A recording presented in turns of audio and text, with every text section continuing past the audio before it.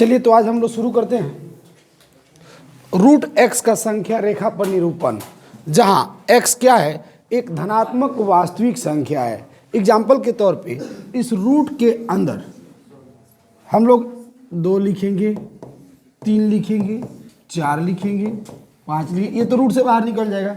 इस तरह की संख्याओं को हम लोग कर चुके हैं संख्या रेखा पर निरूपण। लेकिन अब वास्तविक संख्या जरूरी नहीं है केवल वो पूर्णांक हो। वास्तविक संख्या दशमलव के रूप में भी हो सकता है, जैसे 2.5 भी हो सकता है, 3.7 भी हो सकता है, 9.2 भी हो सकता है, कुछ भी हो सकता है।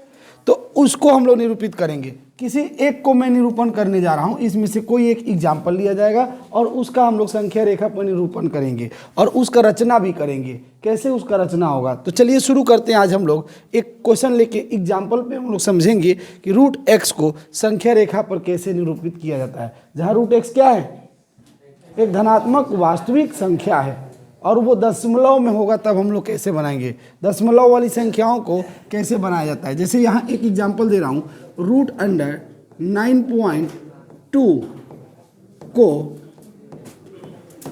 संख्या रेखा पर निरूपित कीजिए।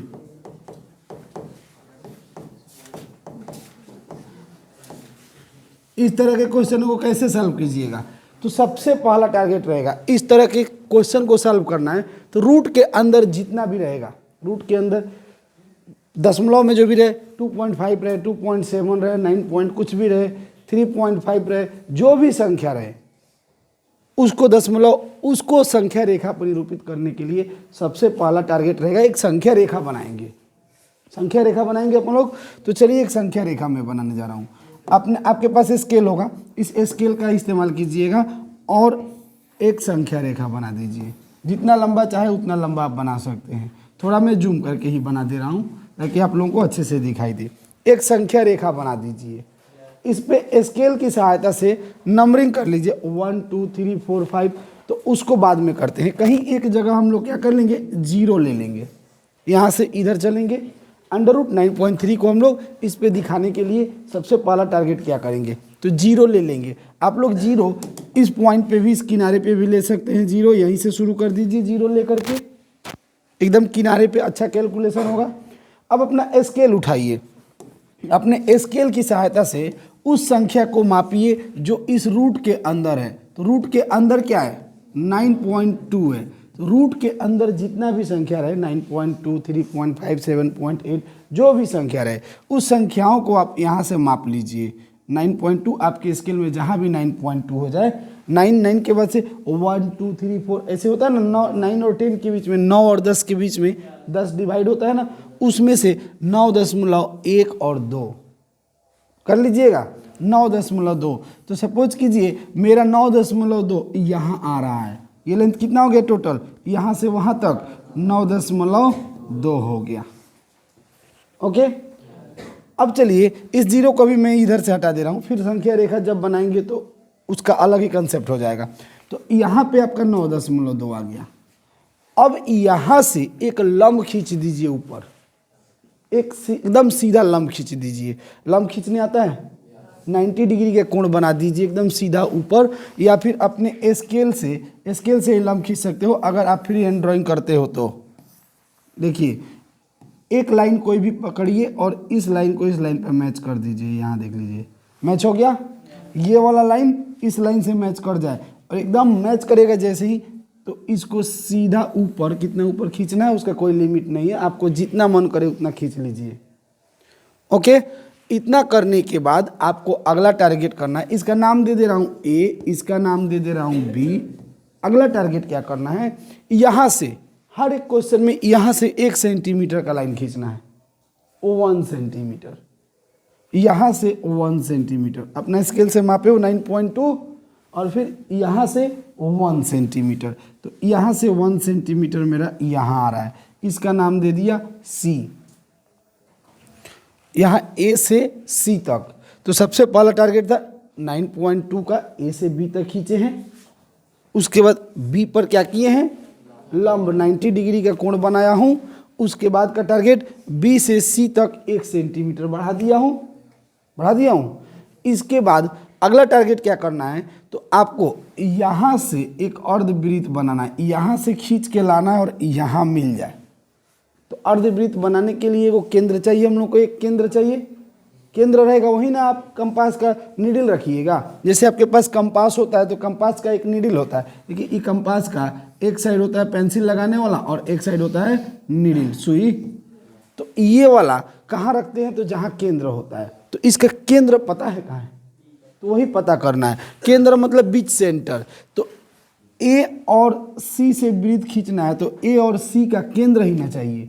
तो ए और सी का केंद्र कैसे निकालेंगे, तो कुछ लोग बोलेंगे केंद्र कैसे निकालेंगे। तो एक रचना होता है लंब समद्विभाजक का। लंब समद्विभाजक मतलब इसको दो भाग में बांटिए। एक्चुअल आपके पास स्केल है तो स्केल से भी आप इसको दो भाग में बांट सकते हो। जैसे यहाँ से यहाँ तक 9.2 और यहाँ से यहाँ तक 1, टोटल कितना हो गया, यहाँ से यहाँ तक 10.2, 10.2। 10.2 का आधा कितना होता है, 5.1। यहाँ से 5.1 पर एकदम पॉइंट बना लीजिए। 5.1 सेंटीमीटर माप लीजिएगा, इधर 5.1 और यहाँ से इधर भी 5.1 होता है ना। लेकिन आपका ये रचना नहीं हुआ, माप के आधा कर दिए, ये रचना नहीं हुआ। अगर रहता वहाँ पे 10.1 रहता तो कितना आधा करते, 5.05 करते। अरे ये 10, एक जीरो लगा लेंगे ना। तो फिर इसको कैसे दिखाइएगा, तो रचना आपका वहाँ पास क्लियर नहीं होगा। तो लंब समद्विभाजक कैसे किया जाता है, एक कंसेप्ट यहाँ सीख लीजिए। लंब समद्विभाजक कैसे किया जाता है। जैसे मान लीजिए कोई भी लाइन है, जितना बड़ा लाइन है उसका लंब समद्विभाजक करना है। ओके, लंब समद्विभाजक का कंसेप्ट यहाँ दे दूंगा तो उसको कर लीजिएगा ना।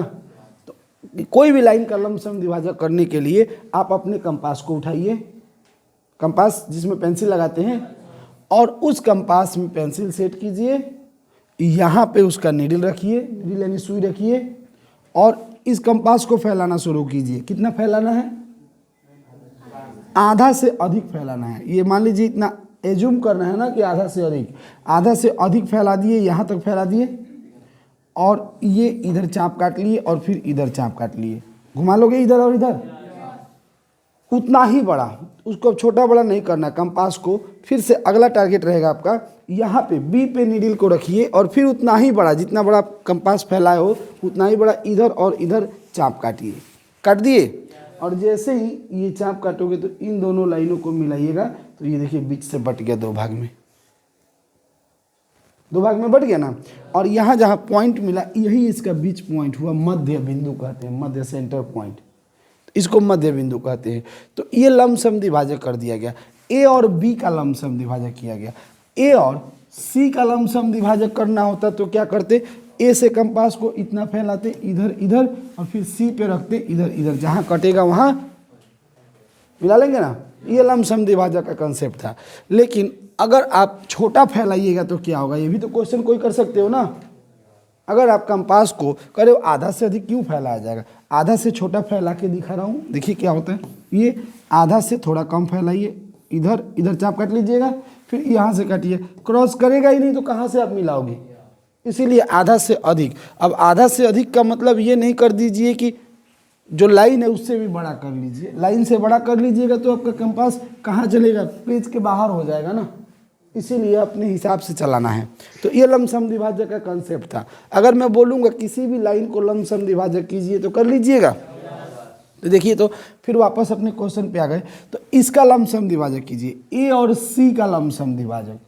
तो ए और सी का लंब समद्विभाजक, बी पर मत ध्यान दीजिएगा, ए और सी का लंब समद्विभाजक। तो ए सी का लंब समद्विभाजक करने के लिए क्या करते हैं, एक बार ए पर कंपास रखेंगे नीडल को और आधा से अधिक फैलाइएगा ऐसे ऐसे, फिर वही काम सेम डिटो सी पर रख के कर लीजिएगा, और फिर से इन दोनों लाइनों को क्या कीजिएगा, इन दोनों लाइनों को सीधा मिला दीजिएगा। जहाँ मिलेगा, जहाँ मिल जाएगा वो क्या हो जाएगा, केंद्र हो गया। अब ये केंद्र को कुछ नाम दे दिया जाता है, केंद्र को ओ नाम दे दे रहा हूँ, ओरिजिन ओ, ये ओ नाम दे दिया ना। अब क्या कीजिएगा, अब वृत्त खींचने के लिए क्या करते हैं, वृत्त खींचने के लिए केंद्र पर ही ना नीडल रखते हैं, तो केंद्र पे आप नीडल को रख दीजिए, सुई यहाँ पे रख दीजिए। कौन सा सुई? कंपास का सुई रख दीजिए, नहीं तो जाके मेडिकल स्टोर में से सुई ला के यहाँ रख दो, ऐसा थोड़े ना किया जाता है। यहाँ पे कंपास को रख दीजिएगा अपने नीडल को, और कितना फैलाइएगा कंपास को, जितना हमको वृत्त खींचना है उतना ही ना। ये देखिए फैलाते फैलाते यहाँ लेके गया और एक वृत्त खींच दिया। अब कंपास से खींचिए, खूब सुंदर खींचाएगा ना। अब यहाँ जहाँ कट रहा है इसका नाम क्या दे दिया जाए? A B C. इसका नाम क्या दे दूँ? डी नाम दे दूँ। और बी से डी तक यही आपका हो गया रूट अंडर 9.2 9.2। ये रहा आपका 9.2 अंडर रूट 9.2 को कैसे हम लोग संख्या रेखा पर दिखाएंगे? तो अभी तो संख्या रेखा पर नहीं है, संख्या रेखा ये है ना, और इधर खींचे हैं, तो फिर संख्या रेखा पर कैसे दिखाया जाएगा इसको? अब इतना ही लेंथ को अगर इधर घुमा दूं, यहाँ से इधर घुमा दूं, तो हो गया संख्या रेखा पर। तो इसी चीज़ को फिर से अगर आपकी इच्छा हो तो इसी पे बनाइए, नहीं तो एक नया संख्या रेखा बना लीजिए। ये 0 1 2 3 ऐसे ना संख्या रेखा बनाते हैं, 4 5।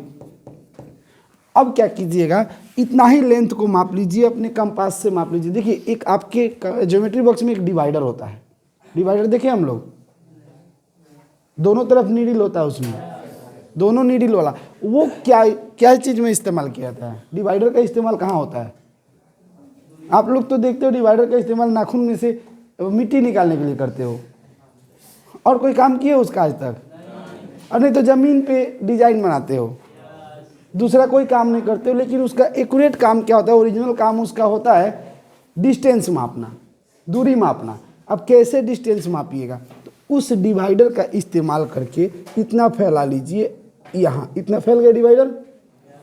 उसी चीज़ को यहाँ संख्या रेखा पर लाइए, 0 से लेके यहाँ पास, यहाँ एक नीडल यहाँ रखिएगा, एक नीडल यहाँ, और यहाँ दिखा दीजिएगा अंडर रूट 9.2। एक तरीका ये था।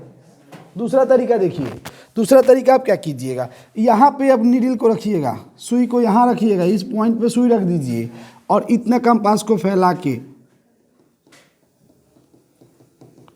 देख रहे हो? तो यहाँ से यहाँ तक क्या हो गया? अंडर रूट 9.2 हो जाएगा। इसका रचना क्या की है हम लोग? ये कंप्लीट अपना क्वेश्चन का आंसर बन गया। यहाँ से यहाँ तक अंडर रूट 9.2।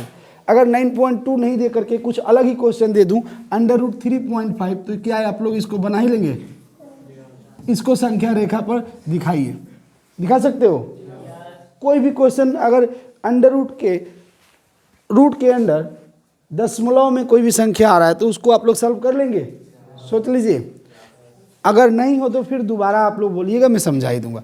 अब किसको? 9.2 ये वाला, ये नाप करके इसका मेजरमेंट ले लीजिए, और संख्या रेखा आप अलग ही बना के उस पर दिखा सकते हैं। ये भी एक तरीका हुआ, इस पर दिखा सकते हो। तो यहाँ से अब 0 करना पड़ेगा, 0 1 2 3 4 5, इस पर संख्या रेखा यही बना दीजिएगा। अब इसको कहिएगा 0 है, नीचे लिखा जाता है, ये ऊपर लिख दिया हूँ। अब अपना स्केल उठाइएगा, 1 2 3 4 5 6 संख्या रेखा यहीं से बना दीजिए संख्या रेखा। ये भी एक तरीका हो गया, या फिर ये दूसरा तरीका था। दोनों में से आप जो इच्छा हो वो बना सकते हैं, वो आपके ऊपर डिपेंड करता है। अब इसका रचना कैसे किए हैं, इसका रचना देख लीजिए। तो सबसे पहले हम लोग क्या किए, एक ए बी बराबर कितना सेंटीमीटर? 9.2 सेंटीमीटर का रेखाखंड खींचा हूँ। एक रेखाखंड ए बी खींचा कितना सेंटीमीटर का? 9.2 सेंटीमीटर का। तो रचना कैसे लिखा जाता है? तो रचना देखिए ऐसे लिखा जाता है, एक रेखाखंड ए बी 9.2 सेंटीमीटर का खींचा, या फिर ए बी बराबर A B is equal to 9.2 centimetre का एक रेखाखंड, एक रेखाखंड खींचा।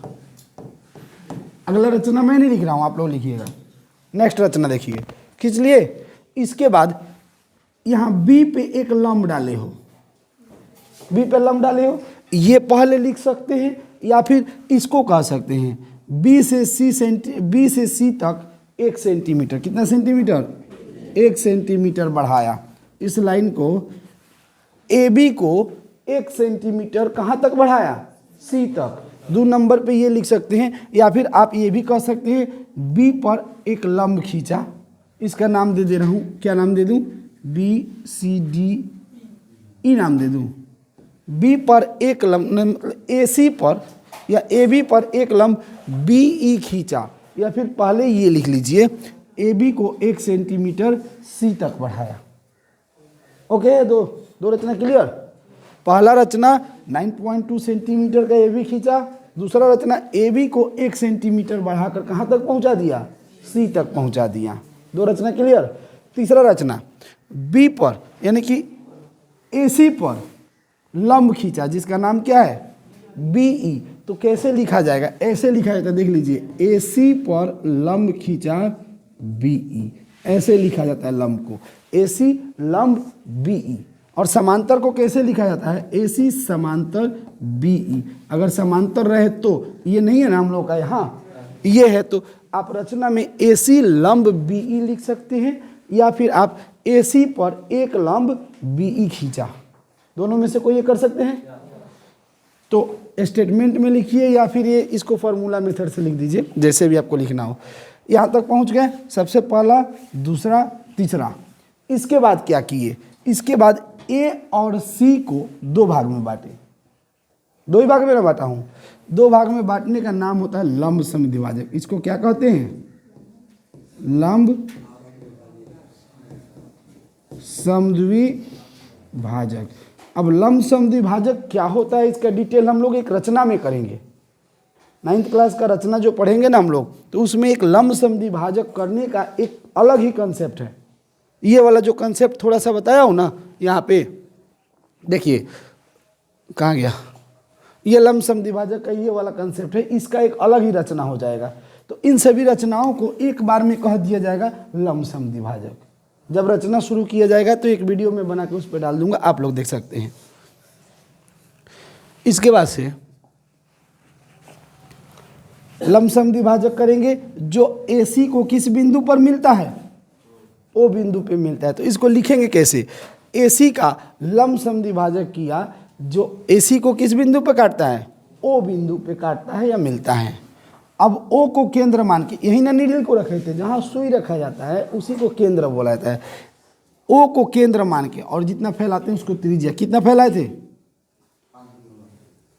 O को केंद्र मानकर OC त्रिज्या का एक अर्धवृत्त खींचा, अर्धवृत्त ही ना खींचा हूँ, जो अर्धवृत्त खींचा जो BE को किस बिंदु पर मिलता है? D पर मिलता है, और BD बराबर √9.2 सेंटीमीटर प्राप्त हो गया। ये रचना में लिखा जाएगा।